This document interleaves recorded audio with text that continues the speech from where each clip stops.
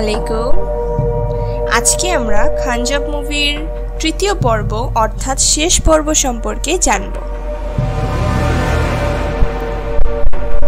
যাই হোক, এখন সময় চলে আসে নিনান তৈরি হয় সেই রীতির জন্য। তাকে একটি কাফনের কাপড় পেঁচিয়ে প্রস্তুত করা হয়।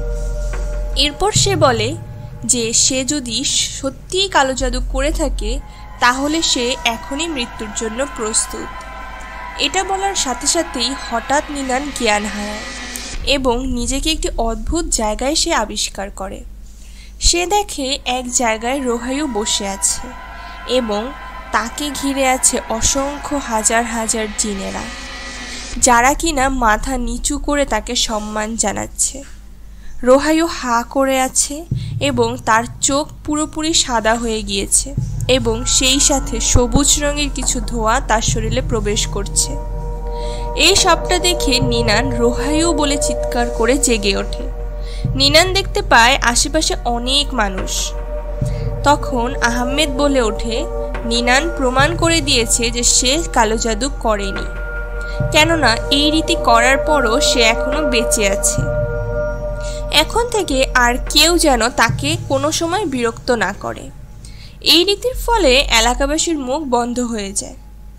পরদিন রোহাইউ দেখতে পায় নিনান মন খারাপ করে তার এবং সেভেরির বিয়ের ছবি দেখছে।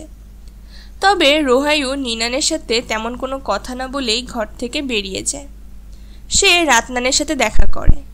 রাতনান তাকে জিজ্ঞেস করে সে শুনেছে রোহাইউরা তাদের সব কিছু বিক্রি করে এখান থেকে চলে যাচ্ছে।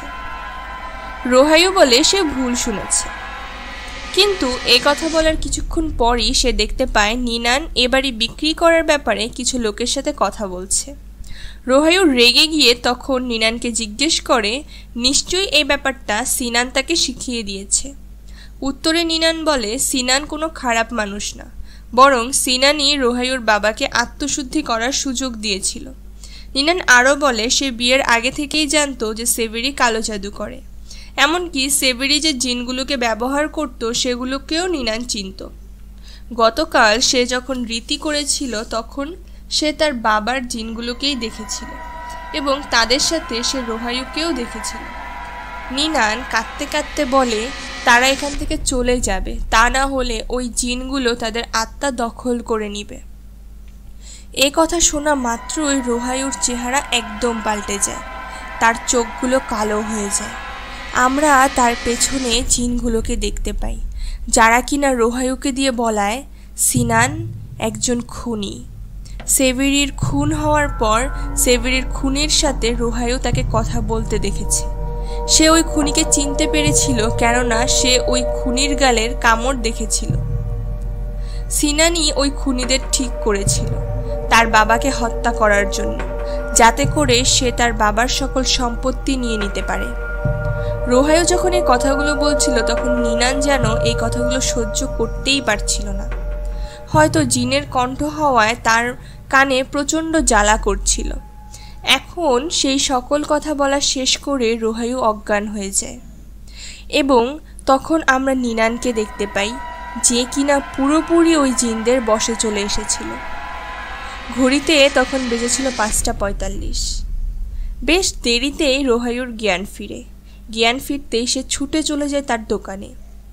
দোকানের মালিক ততক্ষণে চলে এসেছিল বাইরে থেকে। রোহাইউ দেরি করার জন্য তার মালিকের কাছে ক্ষমা চায়, তবে তার মালিক কোনো কথা না শুনেই বরং তাকে একটি খাম ধরিয়ে দেয় এবং বলে তাকে আর কাজে আসতে হবে না। রোহাইউ বলতে থাকে তার এই কাজটা খুবই দরকার, সে যেন তাকে কাজ থেকে বের না করে, তবে মালিক কোনো কথাই শোনে না। রাগে দুঃখে কষ্টে রোহাইউ পাগলের মতো চিৎকার করে কান্না করতে থাকে। এরপর সে আবারও চলে যায় তার বাবার মসজিদে। হঠাৎ করে আশপাশটা পরিবর্তন হতে থাকে। রোহাইউ চলে যায় সেই ঘরে যেখানে তার বাবা কালো জাদু করত। সে ঘরে প্রবেশ করার পর প্রত্যেকটা মানুষের কটু কথা, অপমান, অপদস্থ করা কথা তার কানে বাজতে থাকে। সে কানে হাত দিয়ে চিৎকার করতে থাকে। হঠাৎই সে তার সামনে তার বাবার কাটা মাথা দেখতে পায়। এই মাথা থেকে বের হওয়া রক্ত নিয়ে রোহাইউ তার মুখে মাখতে থাকে। এই সময় সে সম্পূর্ণরূপে ওই জিনদের বশে চলে এসেছে। তার চোখ পুরোপুরি সাদা হয়ে যায় এবং মুখ দিয়ে সবুজ ধোঁয়া বের হতে থাকে। তার প্রচণ্ড পেটে ব্যথা হতে থাকে। একসময় তার মুখ দিয়ে সাপ বের হয়ে আসে। সাপটি চলে যায় তাদের বাসায়। নিনান তখনও পজেসড অবস্থায় চুপচাপ দাঁড়িয়েছিল। রোহাইউর মুখ থেকে তখন আরও একটি সাপ বেরিয়ে আসে এবং সেটি চলে যায় তার মালিকের কাছে। রোহাইউ মসজিদে বসে কাউকে আক্রমণ করার মতো ভঙ্গি করে, আর তখনই মালিককে ওই সাপটা কামড় দেয়। রোহাইউ সেখানেই অজ্ঞান হয়ে যায়। এদিকে বাড়িতে আজিজ এসে নিনানকে ডাক দিলে তার হুঁশ ফিরে। তখনই নিনান আজিজের পেছনে ওই সাপটিকে দেখতে পায়, যা দেখে সে ভয় পেয়ে যায় আর তখনই আজিজকে নিয়ে সেখান থেকে সরে যায়। তবে তার মনে হচ্ছিল সাপটি আজিজকে কামড় দিতে যাচ্ছে। অন্যদিকে রোহাইউর জ্ঞান ফিরে আসলে তার কিছু একটা মনে পড়ে যায় এবং সে ছুটে যায় তার বাসায়। সে বাসায় এসে নিনানের হাত থেকে সাপকে বাঁচানোর চেষ্টা করে। নিনান তার কোনো কথা না শুনেই একের পর এক বাড়ি দিতে থাকে সাপটিকে এবং শেষ পর্যন্ত সেটিকে মেরে ফেলে। রোহাইউ তাকে কিছু বলার চেষ্টা করছিল, কিন্তু মাথায় আঘাত পাওয়ায় সে কিছুই বলতে পারছিল না। আর ঠিক তখনই নিনান লক্ষ্য করে আলমারির সামনে কোনো সাপ নয়, বরং তার নিজের ছেলে আজিজ পড়ে আছে। এতক্ষণ যাবৎ সে সাপ ভেবে তার নিজের ছেলেকেই মারছিল। নিজের ছেলেকে সে নিজের হাতে খুন করে ফেলেছিল। তবে প্রচণ্ড দুঃখে নিনান চিৎকার করে কাঁদতে থাকে। মেঝেতে শুয়ে কাঁদতে থাকে রোহাইউ। এমন সময় নিনান কল্পনা করে যে তার স্বামী সেভেরি এসেছে। নিনান কাঁদতে কাঁদতে সেভেরিকে বলে তার মতো মায়ের বেঁচে থাকার যোগ্যতা নেই। তখন সেভেরি এগিয়ে এসে নিনানের হাত ধরে এবং তাকে উপরের দিকে ইশারা করে। নিনান সিলিংয়ের সাথে একটি দড়ি ঝুলিয়ে ফাঁস দিতে যায়। রোহাইউ তার মাকে থামানোর চেষ্টা করে, তবে পারে না। সে সেখানেই অজ্ঞান হয়ে যায়। জ্ঞান ফিরলে রোহাইউ দেখতে পায় সিনান তাকে কোথাও একটা নিয়ে যাচ্ছে। রোহাইউ তখনও তার আশেপাশে তার মা আর ভাইকে খুঁজতে থাকে। সিনান রোহাইউকে তার বোর্ডিং স্কুলে নিয়ে আসে, যেখানে সিনানের স্ত্রী আজিন তার দেখাশোনা করে। রোহাইউ বলে তারা শেষ পর্যন্ত তাকে এখানে নিয়ে আসলোই। এখন তারা নিশ্চয়ই তার উপর রোকিয়া করবে, ঠিক ছোটবেলার মতো। আজিন বলে সিনান তার বাবাকে নিজ সন্তানের মতোই ভালোবাসত। রোহাইউ তখন উপহাসের হাসি হেসে বলে সিনান ভালোবাসে তার বাবার সম্পদকে, তার বাবাকে নয়। আজিন বলে সিনানের নিজের অনেক সম্পদ আছে, এই স্কুল সে তার অর্থে চালায়, তার অন্যের সম্পদের কোনো দরকার নেই। এমনকি এখানে থাকা অসংখ্য শিক্ষার্থীকে সে বিনামূল্যে শিক্ষা এবং খাবার দিয়ে থাকে। এ কথা শোনার পর রোহাইউ কিছুটা অবাক হয়। এরপর সে আজিনকে তার মা এবং ভাই সম্পর্কে জিজ্ঞেস করে, কিন্তু আজিন চুপ করে থাকলে রোহাইউ বুঝে যায় তার পরিবারের শেষ 2 সদস্য আর বেঁচে নেই। তার বুক ফাটা কান্নায় বাতাস যেন ভারী হয়ে যায়। আজিজ সিনানকে বলে তার রোহাইউর বিশ্বাস অর্জন করতে হবে এবং মসজিদে গিয়ে দেখতে হবে এমন কি আছে সেখানে যা রোহাইউকে বারবার সেখানে টেনে নিয়ে যায়। রাতে আজিন স্বপ্নে দেখে রক্তে মাখা আজিজ তাকে কানে কানে কিছু একটা বলছে। ঘুম ভাঙতেই সে সিনানকে বলে মসজিদ থেকে সাপের মতো দেখতে লাঠিটি নিয়ে আসতে। পরদিন আজিন রোহাইউকে তার মা ভাইয়ের কবরের কাছে নিয়ে যায় এবং বলে সে যেন তার নিজেকে কোনোভাবেই দোষী মনে না করে। রোহাইউ বলে সেই সাপগুলো তার ভেতর থেকেই বের হয়েছিল। আজিন বলে সাপগুলো এ দুনিয়ার নয়, তাই সে কিছুই করতে পারত না। রোহাইউ তখন তাকে জিজ্ঞেস করে আজিন এত কিছু কিভাবে জানে। আজিন বলে একসময় সেও এই ভয়ানক শক্তির বশে ছিল, আর তার এই শক্তির কারণেই তার ওপর তার পরিবার মারা গিয়েছিল। সিনান তাকে এইসব শক্তির হাত থেকে বের করেছে। রোহাইউ চাইলে সিনান তাকেও সাহায্য করতে পারবে। এবার ফাইনালি রোহাইউ এই কথায় রাজি হয়। অন্যদিকে আমরা সিনানকে ওই মসজিদে দেখতে পাই, যে কিনা তার সহকারীদের নিয়ে ওই লাঠিটি খুঁজছিল। সিলিংয়ের মধ্যে কিছু একটা সে দেখতে পায়।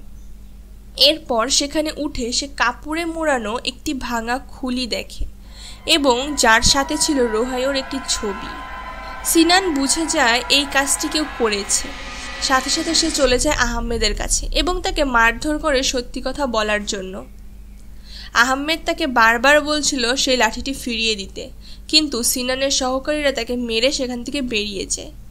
এরপর আমরা সিনানের মাদ্রাসায় অনেক লোককে দেখতে পাই, কারণ আজ রোহাইউর রুকিয়া করা হবে। সিনান রোহাইউর কাছে এসে জিজ্ঞেস করে সে কি প্রস্তুত শয়তানের কাছ থেকে নিজেকে মুক্তি করতে। এখন পর্যন্ত রোহাইউ রাজি ছিল, তবে মানুষের ভিড়ের মধ্যে তার বাবার খুনিকে সে দেখতে পায়। এ কারণে সে সিনানের কথায় কোনো উত্তর দেয় না, কেননা তার মত পাল্টে গিয়েছিল। সিনান যখন আবারও জিজ্ঞেস করে তখন রোহাইউ বলে যে এই শক্তি তার ভেতর থেকে যেতে দিতে চায় না সে। এই কথা শোনা মাত্রই সিনান রোহাইউর শরীরে পবিত্র পানি ছিটিয়ে দেয়। রোহাইউ আকাশ ফাটিয়ে চিৎকার করে ওঠে, যে চিৎকারের তীব্রতায় ওই ঘরের সব বাতি ফেটে যায়। পুরো ঘরে আমরা সেই জিনগুলোর উপস্থিতি দেখতে পাই। কোথা থেকে যেন প্রচণ্ড হাওয়া ভেসে আসে এবং সবাইকে এদিক সেদিক ফেলে দেয়। রোহাইউর মুখে আবারও সেই সবুজ ধোঁয়া ঢুকতে থাকে। এরপর সে ভয়ানক এক কণ্ঠে সিনানকে বলে ওঠে সে জানে তার বাবাকে সিনানই মেরেছে, তবে সিনান বলে সে সেভেরিকে মারেনি। দৃশ্য চলে যায় অতীতে। আমরা দেখতে পাই আহমেদের বাড়ির দৃশ্য। গতরাতে সিনান যখন আহমেদের বাড়িতে গিয়েছিল তখন আহমেদ তার কাছে সবকিছু স্বীকার করে নিয়েছিল। সে বলে সে নিজেই সেভেরিকে এই সকল কালো জাদু শিখিয়েছিল, তবে এগুলোকে কাজে লাগিয়ে তার থেকেও বেশি খ্যাতি অর্জন করেছিল সেভেরি, যার ফলে সে সেভেরিকে অনেক হিংসা করত। সবাই শুধুমাত্র সেভেরির কাছেই যেত। সেভেরির অনেক ধন সম্পদও হয়ে গিয়েছিল, ফলে হিংসা থেকে আহমেদ সেভেরিকে ধ্বংস করার জন্য তার মেয়ের ওপর কালো জাদু করে। রোহাইউ ছোটবেলাতেই অনেক শক্তিশালী একটি মেয়ে ছিল, তাই আহমেদ রোহাইউকে ব্যবহার করে তার সম্পদের মালিক হতে চেয়েছিল। তবে যেহেতু কালো জাদু করার পর সিনান ছোটবেলাতেই রোহাইউর রুকিয়া করে ফেলেছিল, তাই এ কাজে ব্যর্থ হয়ে আহমেদ তার 2 শিষ্যকে ওই সাপের লাঠি আনতে সেভেরির বাড়িতে পাঠায়। এর সাথে সে তাদেরকে সেভেরিকে মেরে ফেলতেও নির্দেশ দিয়েছিল। এই 2 শিষ্যের মধ্যে একজন হলো ইয়াসিন, যার গালে রোহাইউ কামড় দিয়েছিল। সে আসলে সিনানের নিজের ছেলে। সিনানের ছেলে হওয়া সত্ত্বেও ওয়াসিম আহমেদের শিষ্য হয়ে গিয়েছিল ধন সম্পদের লোভে। তবে ওই দিন ওয়াসিম জানতো না অন্য শিষ্যদের আহমেদ বলে দিয়েছিল সেভেরিকে মেরে ফেলতে। সে তার বাবার কাছে তার সব অপরাধ স্বীকার করে ক্ষমাও চেয়েছিল, আর তার সাথেই কথা বলতে দেখেছিল রোহাইউ, যে কারণে সে এতদিন পর্যন্ত সিনানকেই খুনি মনে করত। এখন রোহাইউ রেগে বলে সিনান তাহলে এতদিন অন্যের অপরাধ ঢাকার চেষ্টা করেছে, এটাও তো একটা অপরাধ। এ সময় ওয়াসিমের ভেতর সবুজ ধোঁয়া ঢুকে যায় এবং সে বসে চলে আসে। সে সাপের লাঠি দিয়ে তার বাবাকে আঘাত করতে থাকে। আজিন তাকে থামানোর প্রচুর চেষ্টা করে, তবে সে কিছুতেই তাকে থামাতে পারে না। সে তার বাবাকে আঘাত করতে করতে মেরেই ফেলে। যখন ওয়াসিমের হুঁশ ফিরে তখন সে নিজে অনুতাপে জ্বলে যায়। নিজের মুখের মধ্যে লাঠির সরু অংশ ঢুকিয়ে নিজেকেই সে শেষ করে দেয়। আজিন এইসব দেখে চিৎকার করে কাঁদতে থাকে। রোহাইউ হাসতে হাসতে বলে দুজনের উচিত শিক্ষা হয়েছে। এ কথা বলেই সে আজিনের দিকে এগিয়ে যায় তাকে মেরে ফেলার জন্য। তবে আজিন তার মাথায় হাত রেখে আয়াতুল কুরসি পড়তে থাকে, যার ফলে রোহাইউ প্রচণ্ড চিৎকার করতে থাকে এবং তার শরীর থেকে ধোঁয়া বেরিয়ে যায়। একসময় সে অজ্ঞান হয়ে পড়ে যায়। ঠিক তখনই ভোরের আলো ফুটে ওঠে। ভয়ানক শক্তি থেকে সে মুক্ত হয়। সিনান এবং ওয়াসিমের দাফন কার্য সম্পন্ন হয়। আজিন রোহাইউকে বলে যে সকল জিন মূলত মানুষকে নামাজের সময় বিরক্ত করে তাদের নাম হলো খানজাব। তবে রোহাইউকে খানজাব নয়, বরং তার থেকেও শক্তিশালী কিছু একটা বশ করেছিল। এ সকল শক্তিশালী জিনরা খানজাব জিনকে ব্যবহার করে মানুষের ভেতরের আদিম সত্তাকে বের করে আনে। রোহাইউ জিজ্ঞেস করে আজিন এই সকল শক্তির বিরুদ্ধে লড়াই করতে পারে কিনা। আজিন উত্তরে বলে সে তার পুরো দেহ এবং মন আল্লাহর জন্য সঁপে দিয়েছে। শয়তান তাদের দেহের সেইখানেই থাকে যেখানে মানুষের জন্য হিংসা, বিদ্বেষ বা রাগ থাকে। মানুষ যদি মানুষকে ক্ষমা করে দেয় তাহলে শয়তান আর তাকে বশ করতে পারে না। আল্লাহ রোহায়ুকে এই শক্তির বিরুদ্ধে লড়াই করার জন্য শক্তি দিয়েছে। এখন সেই শক্তি সে কীভাবে ব্যবহার করবে সেটা তার নিজেকে ঠিক করে নিতে হবে। এরপর আমরা মাদ্রাসার ছেলেদেরকে দেখতে পাই যারা সেই সাপের লাঠিটি মাটি চাপা দিয়ে দেয়, যাতে করে এটি আর কখনোই কারো কোনো ক্ষতি করতে না পারে। গল্পের শেষ দৃশ্যে আমরা রোহায়ুর বাবার মসজিদের নামাজের অংশ দেখি, যেখানে এখন সবাই ঠিকভাবে নামাজ আদায় করতে পারে, আর এই মসজিদের ইমাম হলো রাতনান। এই মুভিটি শেষ করা হয় একটি সূরার আয়াতের মাধ্যমে। কাহিনীটি কেমন লাগলো সেটা কমেন্টে জানাতে ভুলবেন না। আর এমন আরও ভৌতিক রহস্যময় ইন্দোনেশিয়ান মুভি ঘটনা জানতে হলে চ্যানেলটি সাবস্ক্রাইব করে বেল আইকনটি অন রাখুন। ধন্যবাদ। আল্লাহ হাফিজ।